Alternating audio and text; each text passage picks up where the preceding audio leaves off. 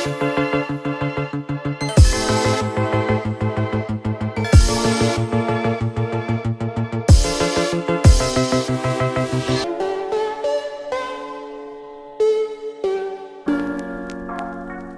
I'm Nathan Ninja Monkey. I make videos related to Japan and everything that's currently happening behind Japan's closed borders, with the aim of keeping you updated of when Japan might allow tourists and other prospective visitors like workers and students back in. I do the research so that you don't have to, and as always I will leave a link to all my sources in the video description just in case you want to dive even deeper. I continue to believe that in order to have a good idea of when things might reopen, it's actually important to keep a close eye on Japan's state of affairs. So in this video, that's exactly what I'm going to do, so keep on watching. So let's jump right into the main statistics. As of May the 6th, 3,954,834 healthcare professionals have been vaccinated. This is made up of 2,848,900 having had the first dose, and 1,105,934 making up those who have had both doses. 242,629 elderly residents have also been vaccinated. This is a total addition of 707,744 jabs since my last update last week. Interestingly, a recent report in Japan Today states that unused COVID vaccines are piling up due to the slow rollout. The article actually continues saying that Japan imported 28 million doses of Pfizer's COVID-19 vaccine through late April, but has so far only used 15% of the stockpile, with an estimated 24 million doses sitting in freezers. But the government continues to have an ambitious target of inoculating its 36 million elderly people by July. To achieve this goal, Japan would need to administer about 800,000 shots per day, according to a group of business leaders urging the government to speed up the campaign, more than double the pace at its best days so far. However, more recent promising news is that Prime Minister Suga says that Japan is aiming to administer 1 million jabs daily. Let's hope that the jabs get to people and don't stay sitting in freezers for too long though. At that pace, it would take about 7 months for every person in the country aged 16 and over to receive both of their shots. Suga also said that he expects some municipalities to begin vaccinating people with underlying conditions such as diabetes next month. Currently, only healthcare workers and people aged 65 and older are eligible to be vaccinated, so that's great news. The question still remains though as to when this ramp up will actually begin. In respect of COVID cases in Japan, Japan reported a single-day record of 148 deaths linked to COVID-19 as the country battles a fourth wave of infections that shows very little sign of slowing down, according to data released by local authorities. The nationwide tally of daily cases exceeds 6,000. This is the highest number of recorded cases since mid-January, when the second state of emergency was in place. So now that we know those important figures, let's see what's being updated and happening and going on behind Japan's closed borders. Japan has actually on Friday extended the state of emergency in Tokyo and 3 other areas until the end of May. But Prime Minister Suga continued to state that it is still possible to host the Tokyo Olympics this summer, extending the state of emergency to May the 31st from May the 11th will leave a margin of less than 2 months before the July the 23rd start of the Games. Additionally, the prefectures of Fukuoka and Aichi have also been added to the state of emergency, in which some of its measures include the closure of bars, restaurants, karaoke parlors, and other places serving alcohol, while people are continuing to be advised to avoid taking unnecessary trips. Some of the restrictions will be loosened, however. Big commercial facilities such as shopping malls will be allowed to reopen, but for shorter hours. Tokyo and Osaka prefectures can make their own decisions on this, however.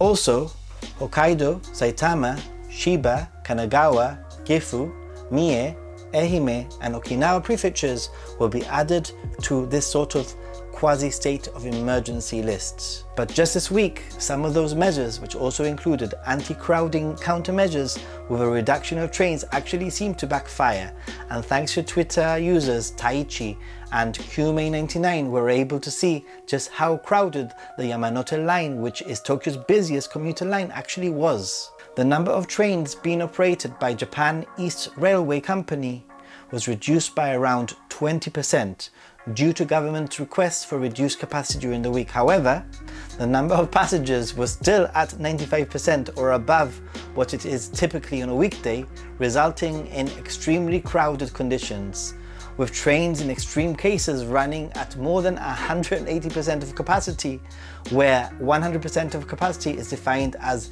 every passenger having either a seat to sit on or a strap of their own to hold on to if they're standing. As a result, thankfully, JR East has decided to return to its regular scheduled number of trains. Thanks goodness for that. So, how do you feel about the current vaccine rollout and the extended state of emergency? Do you think it's moving fast enough? Do you feel that things are actually ramping up? Let's get a conversation started in the comment section. And as always, I love reading what you have to say and I try to reply to as many as I can. Also, about only 35% of my viewers are actually subscribed to the channel. So, if you like the content that I'm creating, you might want to press the subscribe button and turn on the bell notification to keep up to date with all of my future content. I'd love to have you as part of Team Ninja Monkey. We're nearly at 3,000 subs and I'm hoping to do a live stream when we reach that milestone. We can do it, team! Also, don't forget to like this video, as it actually tells YouTube that you are interested in this type of content and will help this video reach a wider audience, and will also help YouTube recommend similar videos that you might be interested in too. So, back to the video. Just a reminder that currently Japan denies permission to enter the country to 152 regions and territories unless you have special circumstances. Also, strict quarantine measures remain if for whatever reason you're able to enter the country. There have unfortunately not been any updates in regards to visa changes, and with the current state of emergency being extended, it is unlikely that there will be any changes in this area until sometime after the state of emergency is lifted, hopefully. Although there is a talk of a vaccine passport for international travel, I don't believe that this is something that will come to fruition until things stabilize in Japan. The fact that the Japanese government is currently urging its citizens to not travel domestically during the current state of emergency is a very strong indicator that the last thing that will reopen is international travel, albeit until things calm down in regards to COVID cases and vaccinations are actually ramped up.